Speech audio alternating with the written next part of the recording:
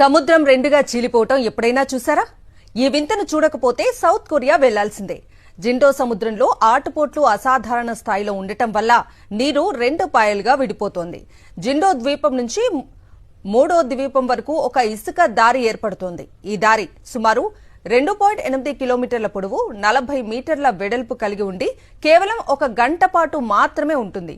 ఈ సమయంలో వేలాది మంది పర్యాటకులు, స్థానికులు తరలివస్తారు. జిండో మిరాకిల్ సీ రోడ్ ఫెస్టివల్ పేరుతో పండగ జరుపుకుంటారు.